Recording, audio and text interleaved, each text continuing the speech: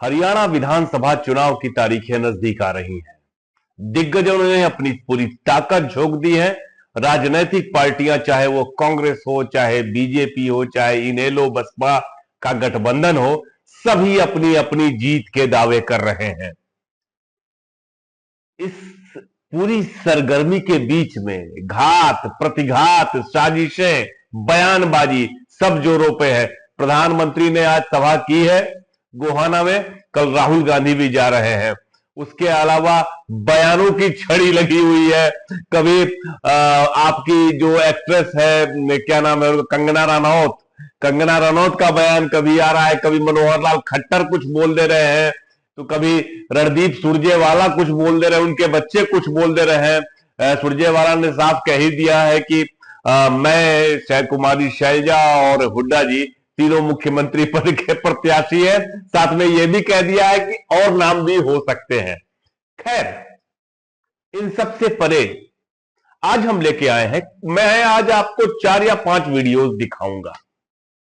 उन 4-5 वीडियोज से आप आसानी से समझ सकते हैं कि हरियाणा का इलेक्शन जो है वो किधर की ओर जा रहा है। अब ये निर्णायक वक्त है। बमुश्किल से 10 दिन का समय बचा है, 9 दिन मान लीजिए। सब कुछ तय होना है इसी में। हरियाणा की 90 सीटों का जो परिणाम है वो तय हो जाएगा। अब दिशा किधर जाएगी वो तय हो जाएगा। क्या कांग्रेस पुरानी बढ़त बना के रख पाएगी या बीजेपी अपनी बढ़त फिर से वापसी करेगी, क्या होगा।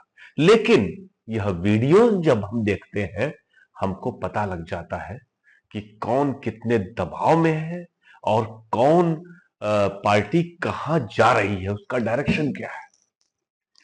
तो हम शुरुआत करते हैं वीडियोज की। पहला वीडियो हम आपको दिखाते हैं दुष्यंत चौटाला का।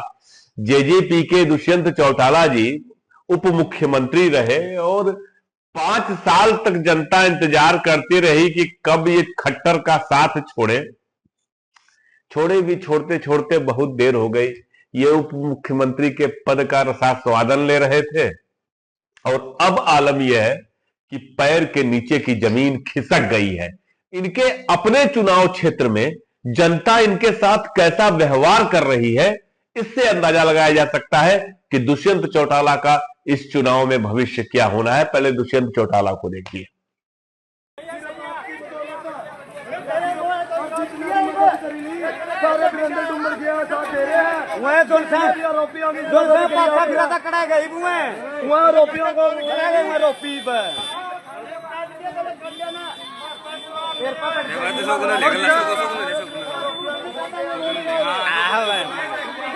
मारते रुका एक दो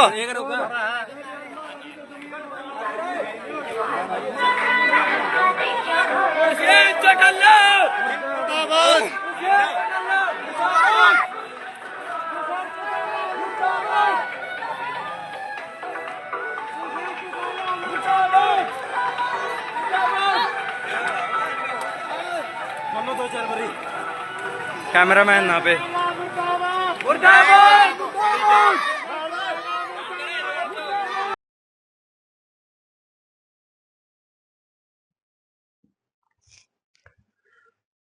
दूसरा नाम आता है पूर्व मुख्यमंत्री और वर्तमान सांसद मनोहर लाल खट्टर जी का।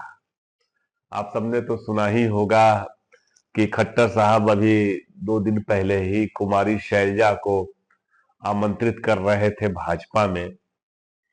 और स्थिति यह है कि नरेंद्र मोदी जी की सरकार ने इनके बीच पड़ाव में ही, मतलब अभी मुख्यमंत्री के पद पर थे तभी हटा दिया इनको।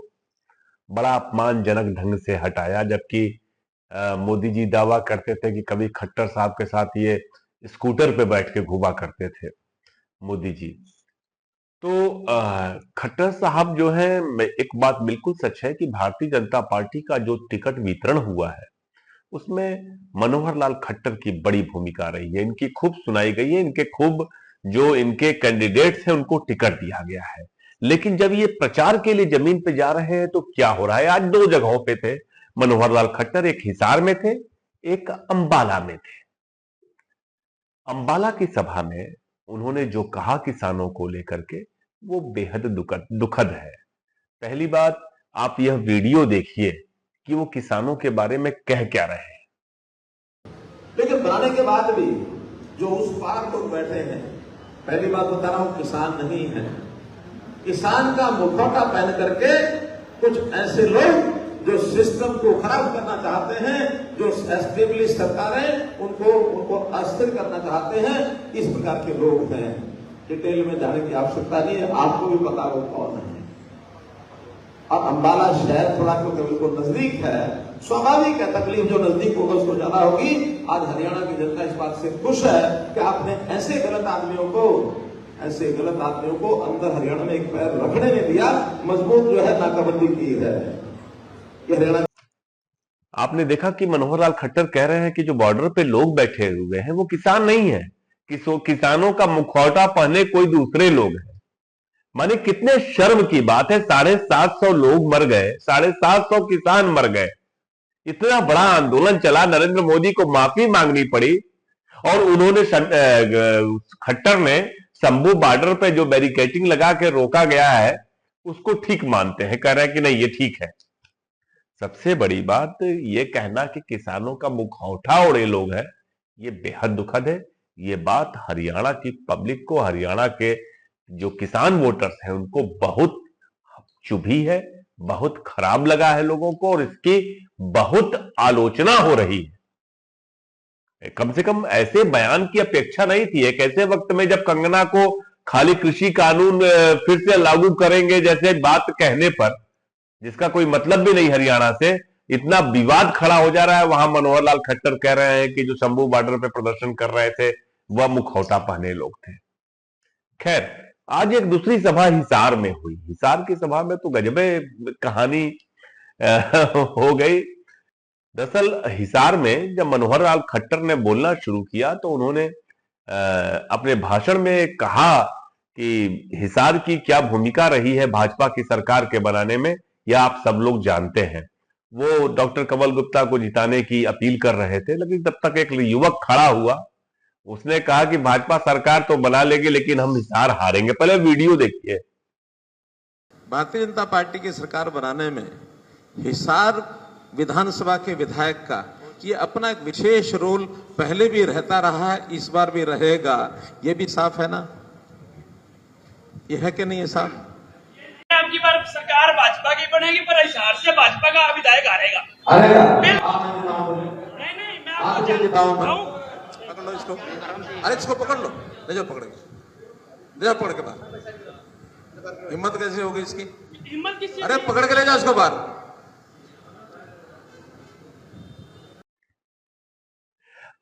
इस वीडियो में मनोहर लाल खट्टर का जो गुस्सा है वह बताता है कि जमीनी स्थिति क्या है, जमीन पे हाल क्या है भारतीय जनता पार्टी का। ये आप देख सकते हैं।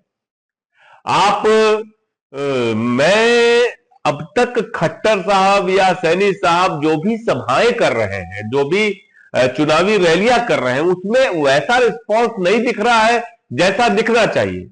आपको बता दें कि कुरुक्षेत्र में रैली की मोदी जी ने, उसमें खट्टर को बुलाया भी नहीं। और यह बात सबको समझ में आ रही है कि नायब सिंह सैनी अगर ही भारतीय जनता पार्टी के मुख्यमंत्री पद के प्रत्याशी हैं, लेकिन वर्तमान माने अब तो खैर उन्होंने इस्तीफा, विधानसभा ही भंग कर दी गई। जो नायब सैनी की अपनी विधानसभा क्षेत्र है, जो उनका गृह विधानसभा क्षेत्र है नारायणगढ़, वहां पे क्या हाल है आप सुनेंगे तो आश्चर्य करेंगे। आप ये वीडियो देखिए, किसी स्वतंत्र पत्रकार ने किया है ये, लेकिन इस वीडियो से आपको पता लग जाएगा कि नायब सिंह सैनी के अपने गृह क्षेत्र का क्या हाल है।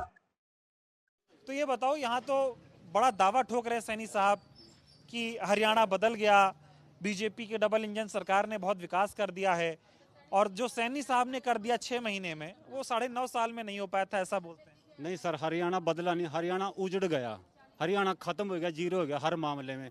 हरियाणा नंबर 1 है अपराध में, हरियाणा नंबर 1 है बेरोजगारी में, हरियाणा नंबर 1 है भ्रष्टाचार में। आज आप किसी तहसील में, दफ्तर में, बिजली दफ्तर में चले जाओ, अगर आपका बिना पैसे के खड़े इनसे पूछ लो, ये दावे करने से कुछ नहीं होता, अखबारों में, टीवी में, विज्ञापन में और मोबाइल पे मान लो कुछ नहीं होता। आप सीएम के गांव में खड़े हो, एक एक आदमी से पूछ लो भी सीएम ने इस गांव के लिए क्या किया। अगर आपको एक आदमी गली गली घूम लो, घर घर घूम लो, पूछो इनसे भी क्या हुआ। आप लेडीज से पूछ रहे थे, इन्होंने स्पष्ट बोल दिया कि कुछ नहीं किया हमारे लिए। कुछ तो किया, अगर यहाँ से चुनाव लड़ना था तो कुछ तो करते, कम से कम अपने गांव की गलियां ही बना देते, नालियां बना देते। इससे ऊपर से गांव वाले को और क्या चाहिए। चलो हमारा सीएम, हमारी गलियां बन गई, नालियां बन गई। रोज ये पत्थर टायरों के साथ उड़ उड़ के किसी का शीशा फोड़ दिया, किसी की मोटरसाइकिल फिसल के गिर गई, टांग टूट गई, कितने बच्चे यहाँ लोग जख्मी हो गए पत्थर गिर गिर के यहाँ से। सैनी साहब के गांव का ऐसा हाल हो रखा है। गाँव का हाल है ये। बाकी नेता तो कहते हैं, मैं बहुत लोगों के गाँव, मुख्यमंत्रियों का गाँव तो चमकता रहता है, विकास इतना बढ़िया हुआ रहता है और सीट एकदम पक्की मानी जाती है कि यार यहाँ से तो मुख्यमंत्री थोड़ी आ रहे हैं। एक तो मुख्यमंत्री चेहरा, दूसरा वहाँ उनका प्रभाव होता है। आप कह रहे हो कि इस गांव में या इस इलाके में सैनी साहब का कोई प्रभाव ही नहीं? सर वो काम करते हैं, उन्होंने काम किया अपने इलाके में, अपने लोगों को साथ लिया, उन्होंने काम किए। इसने बताओ क्या काम किया। एक काम तो किया इन्होंने, जात बरादरी बस आपस में लड़वाया। ये फलाना बरादरी का है, ये इस बरादरी का है, तुम मेरे पे वोट डाल लो, वो उस पे डाल लेंगे, एक हो जो ये हो जाएगा, वो हो जाएगा, बस ये, और कुछ नहीं किया। बार लाडवा क्या करने वाला? लाडवा अब की बार बदलेगा, सब कुछ बदलेगा। अब की बार सरकार भी बदलेगी और ये सीएम भी अपनी सीट बचा ले। बाकी हरियाणा की तो दूर की बात है, बहुत दूर की बात है। बचेगी नहीं, बिल्कुल नहीं बचेगी, कहीं 1000+ से हारेगा। जो विरोध है भूपेंद्र हुड्डा या कुमारी शैलजा का, ऐसा विरोध नहीं हुआ जिस तरह का विरोध भाजपा के इन नेताओं का हो रहा है। एक दो वीडियोस की चर्चा हम और करना चाहेंगे, जैसे कि अभय चौटाला जो है, इनेलो के जो महासचिव हैं, वो जुलाना गए थे। वहां पे जुलाना में बड़ी मुझे अच्छा नहीं लगा ये बात। वो विनेश फोगाट के बारे में कह रहे थे कि ये तो अपने नाम के आगे या नाम के पीछे कह लीजिए, ये राठी नहीं लगाती है। दरअसल उनकी शादी राठी बिरादरी में हुई है और ये अपने पिता के गोत्र का इस्तेमाल करती है, फोगाट लगाती है। वो महावीर फोगाट की चूंकि उनके परिवार की है। अरे भाई, इससे क्या फर्क पड़ जाता है, आप ये बताओ। आप भी तो सिहाग से हो, आपने कितनी बार सिहाग लगाया अपने नाम के आगे, आप अभय चौटाला क्यों लिखते हो? तो इस तरह की छोटी मानसिकता के साथ चुनाव नहीं लड़ा जा सकता। और अभय चौटाला जानते हैं कि अब इस बार इनेलो बसपा का कहीं पर दूर दूर तक कोई पूछने वाला नहीं है। मैं फिर से कह रहा हूं, इनेलो बसपा की एक भी सीट आ जाए तो आप कहिएगा, ये सच्चाई। विदेश जो है, इसका बाप, इसका तो ससुर है मेरे ख्याल, काफी टाइम पहले यहाँ से चला गया और खुदा रहने लग गया। और वो तो अपने नाम के पीछे राठी भी नहीं लिखती, फोगाट की लिखा है, कौन लिखा है? फिर आप समझ में, जिनको इतनी समझ नहीं है कि परिवार में अपनी वोट का नाम किसके साथ लिखा जाता है, ये समझने की जरूरत।